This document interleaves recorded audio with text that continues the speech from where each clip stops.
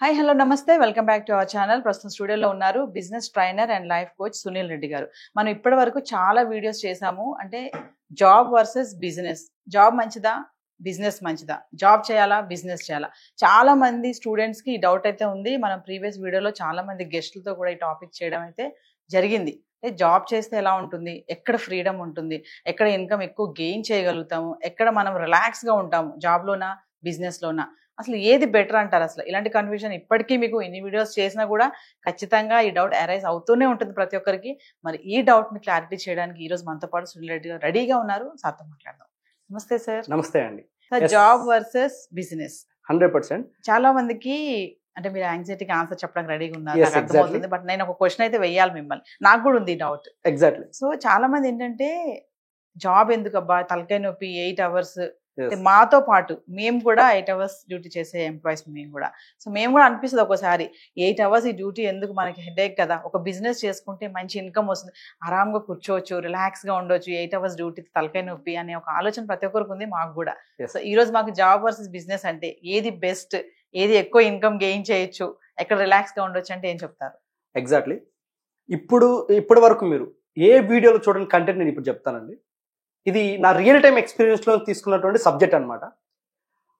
First మీరు ఏం చేయాలని పక్కన పెడితే అసలు ఏం జరుగుతుందో తెలుసుకోవాలి. Yes. అసలు జాబ్ ఎందుకు ప్రిఫరెన్స్ ఇస్తున్నాము, బిజినెస్ కి ఎందుకు ప్రిఫరెన్స్ ఇవ్వట్లేదు, బిజినెస్ ప్రిఫరెన్స్ ఇచ్చే వాళ్ళ లైఫ్ ఎలా ఉంటుందో ఎస్ డిఫరెన్షియేషన్ తెలుసుకుందాం. ఫస్ట్ మీరు జాబ్ వర్సెస్ బిజినెస్ తీసుకుంటే నేనైతే 100% ఏం చెప్తానంటే, నేను క్రియేటర్ అంటాను. What is creator? అసలు క్రియేటర్ అనే మీనింగ్ ఎప్పుడు మీకు ఎండ్ ఆఫ్ ద వీడియో మీకు అర్థమవుతుంది.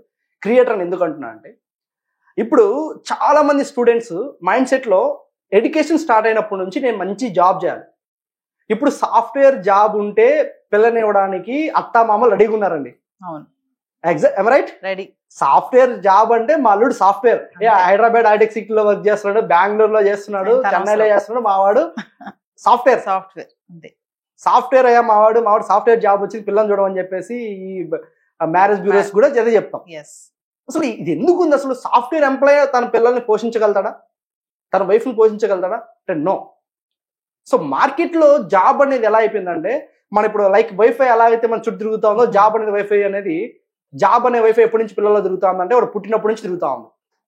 బాసాలప్పుడు కూడా వీడికి అక్కడ అన్ని పెట్టేసి ఏ జాబ్ సెలెక్ట్ చేసుకుని ఇప్పుడు ట్రెండింగ్ అవుతున్నాయి, రైట్. ఇప్పుడు ఒక స్టూడెంట్ యాజ్ ఎ పేరెంట్ గా మీరు ఖచ్చితంగా వినాలండి పాయింట్. స్టూడెంట్ గా మీరు కూడా వినాలి. ఒక స్టూడెంట్ తన ఎడ్యుకేషన్ కంప్లీట్ చేయాలంటే 18 years టైం కావాలి. ఎన్ని సంవత్సరాలు అండి? 18 years గ్రాడ్యుయేషన్ అండి. సో అబోవ్ గ్రాడ్యుయేషన్ అంటే 24. ఇప్పుడు ఎంబీబీఎస్ చేయాలంటే కంపల్సరీ 20+ అవుతుంది, రైట్. ఇప్పుడు 20 years అనుకుందాం ఎగ్జాక్ట్లీ. ఒక 20 years తన ఎడ్యుకేషన్ కంప్లీట్ కావాలంటే ఈ 20 years ఎడ్యుకేషన్ ఫ్రీ వస్తుందా? ఏం చేయాలి? 20 years ఎడ్యుకేషన్ కావాలంటే డబ్బు పెట్టాలి కదా. సో ప్రయాణం 1 lakh తీసుకుందామండి. ఒక పేరెంట్ ఖర్చు సంవత్సరానికి ఒక పర్సన్ 1 lakh తీసుకుందాం. సరే హైయర్ ఎడ్యుకేషన్ ఎక్కువ అమౌంట్ అవుతుంది కదా అంటే, అందుకే నేను లోయర్ ఎడ్యుకేషన్ లో అది బ్యాలెన్స్ చేసి ప్రయాణం 1 lakh చెప్తున్నా. ప్రయాణం 1 lakh రూపీ ఖర్చు అయితే 20 years కి ఎంత ఖర్చు అయిందండి? 20 lakhs ఖర్చు పెట్టారు. 20 lakhs ఖర్చు పెట్టి 20 lakhs investment, 20 years time. Job చేయాలంటే కావాల్సిన క్వాలిఫికేషన్ అంటే బాగా వినండి అందరు. 20 lakhs amount investment, 20 years time. So ఈ రెండు పెడితే నాలెడ్జ్, సర్టిఫికేట్, స్కిల్, టాలెంట్ అన్ని వచ్చాయి కదా. ఈ 6 క్వాలిఫికేషన్ తీసుకొని వెళ్ళి ఒక కంపెనీకి వెళ్ళాలి. ఇది కొద్దిగా ఇది పక్కన పెడదాం. ఒక కంపెనీకి వెళ్ళాలంటే ఈ క్వాలిఫికేషన్స్ కావాలి. ఒక కంపెనీ CEO ఎక్స్ అనే కంపెనీ నేమ్తో ఒక బ్రాండ్ తోటి ఒక కంపెనీ స్టార్ట్ చేశాడండి. స్టార్ట్ చేసి అతను ఒక 10,000 members నాకు ఎంప్లాయీస్ కావాలని ఒక నోటిఫికేషన్ రిలీజ్ చేశాడు, హైరింగ్ వదిలాడు. 10,000 members కావాలి. ఈ 10,000 members కావాలంటే ఈ 6 క్వాలిఫికేషన్ కావాలి. 20 years చదివి ఉండాలి, 20 lakhs ఇన్వెస్ట్మెంట్. అది వాడికి అనవసరం ఎంత ఖర్చు పెట్టి చదివాడు, కానీ ఖర్చు పెట్టి మనం చదవాల్సిందే. నాలెడ్జ్, స్కిల్, టాలెంట్, సర్టిఫికేట్ ఇవి తీసుకుని వెళ్ళాలి. దీనికంటే ఇంకోటి ఉందండి. మళ్ళీ నీ గ్రాడ్యుయేషన్ అయిపోయిన తర్వాత మళ్ళీ 2-3 years నువ్వు ఒక కోర్స్ స్పెసిఫిక్గా చేసి రావాలి అక్కడ జాబ్ చేయాలంటే. దానికి మళ్ళీ డబ్బు ఖర్చు అవుతుంది. అది క్యాల్కులేట్ చేయట్లేదు నేను, రైట్. అదొకటి. దెన్ నెక్స్ట్ ఇవన్నీ తీసుకుని కంపెనీ CEO దగ్గరికి వెళ్తే ఒక 3 rounds 4 rounds ఇంటర్వ్యూ జరుగుతుంది. ఇంటర్వ్యూ కంప్లీట్ అయిపోయిన తర్వాత 20K to 1 lakh మిడిల్లో నీకు శాలరీ అనేది ఫిక్స్ చేస్తారు. Your happy with that salary. ఏంటి నాకు జాబ్ వచ్చిందిరా, 30,000 నా శాలరీ, ఇంకేం పో అని చెప్పి వాడు హ్యాపీ ఉంటాడు. వన్ థింగ్, ఇప్పుడు నీకు ఆ 20,000 శాలరీ 30,000 శాలరీ ఎలా ఇస్తున్నారంటే డైలీ నువ్వు 8 అవర్స్ వర్క్ చేయాలి. 8 అవర్స్ మంత్ మొత్తం నువ్వు వర్క్ చేస్తే నీకు ఇచ్చే శాలరీ 30,000. కానీ అదే కంపెనీ CEO 10,000 మందిని రిక్రూట్ చేస్తున్నాడు. 10,000 మెంబర్స్ డైలీ 8 అవర్స్ వర్క్ చేయాలి. అంటే 1,80,000 అవర్స్, 1,80,000 గంటల మీద కంపెనీ CEOకి ఆదాయం ఉంటుంది. నీకు 8 గంటల మీద మాత్రమే నీకు ఆదాయం ఉంటుంది. సో నీకు ఇప్పుడు కంపెనీ CEO డెవలప్ అవుతున్నాడు, నువ్వు డెవలప్ అవుతున్నాడు చూసుకుంటే కంపెనీ CEO నీ 20 years ఆఫ్ ఎడ్యుకేషన్ కష్టాన్ని, నాలెడ్జ్ని, స్కిల్ని, టాలెంట్ని అన్నింటినీ కొనేసుకొని ఆ కంపెనీ CEO అయినాడు. ఎవ్రీ మంత్ క్రోస్లో ఇన్కమ్ టర్న్ అవుట్ చేస్తున్నాడు, క్రోస్లో ప్రాఫిట్ తీసుకుని నీకు శాలరీ 30,000 1 lakh వస్తుంది. అంటే ఈ 20 years నువ్వు చదివింది ఆ CEO కోసమా? ఈ 20 lakhs ఇన్వెస్ట్మెంట్ చేసి నాలెడ్జ్, స్కిల్, టాలెంట్ తీసుకుంది మళ్ళా అవన్నీ కాకుండా రోజు 8 గంటల సమయాన్ని కూడా ఆ CEO కోసం పెడుతున్నావు. అంటే మీ పేరెంట్స్ నిన్ను కంది, మీ పేరెంట్స్ని బాగుపరుస్తావనా, లేకపోతే నిన్ను నువ్వు హ్యాపీగా చూసుకుంటావనా, లేదా ఎవడో కంపెనీ స్టార్ట్ చేస్తాడు ఆ కంపెనీలో నువ్వు ఎంప్లాయీగా పనిచేస్తాను కన్నారా? సారీ, ఈ వర్డ్స్ మీకు కొంచెం కఠినంగా అనిపించవచ్చు, ప్లీజ్ యాక్సెప్ట్ చేయండి. కఠినంగా అనిపించవచ్చు అంటే నేనేమంటున్నానంటే అదే 20 years మీ పిల్లలు చదివించిన ఎడ్యుకేషన్ ఫీజుని మీరు అప్పుడు FD చేస్తుంటే ఈ 20 yearsకి డబుల్ అయింటుంది, 40 వరకు అయింటుంది. ఆ 40 lakhsకి ఎవ్రీ మంత్ ఇంట్రెస్ట్ రూపంలో ఈ కంపెనీ నుంచి వచ్చే శాలరీ మీ అబ్బాయికి వచ్చేది. అంటే నీకు స్టూడెంట్గా నీకు కూడా వచ్చేది ఆ శాలరీ అమౌంట్. సో ఇప్పుడు నువ్వు ఎక్కడున్నావు ఒకసారి ఆలోచించు, అంతే కదండి. ఇప్పుడు 20 lakhs ఇన్వెస్ట్మెంట్ చేస్తే నీకు ఆ నాలెడ్జ్ వచ్చింది. Education is only for knowledge, not for getting a job. ఇదొక్కటి గుర్తుపెట్టుకోండి.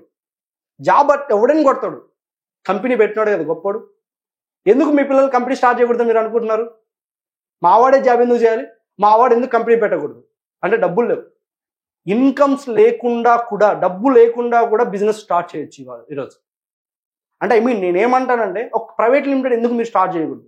ప్రైవేట్ లిమిటెడ్ కంపెనీ మీరు స్టార్ట్ చేయాలి, రిజిస్ట్రేషన్ ఫీజు తక్కువ అంటే ఒక 10,000 రూపీస్తో ఒక ప్రైవేట్ లిమిటెడ్ రిజిస్టర్ చేయొచ్చు. సో తక్కువ బడ్జెట్లో మనం ఒక కంపెనీ మనం స్టార్ట్ చేయొచ్చు. అంటే ఇప్పుడు మిమ్మల్ని మీరు వాడుకోవటలేరు, మిమ్మల్ని ఇంకొకరు వాడుకొని వాళ్ళు గొప్పలు అవుతున్నారే కానీ మీరు మాత్రం అక్కడే ఆగిపోతున్నారు ఎంప్లాయీగా.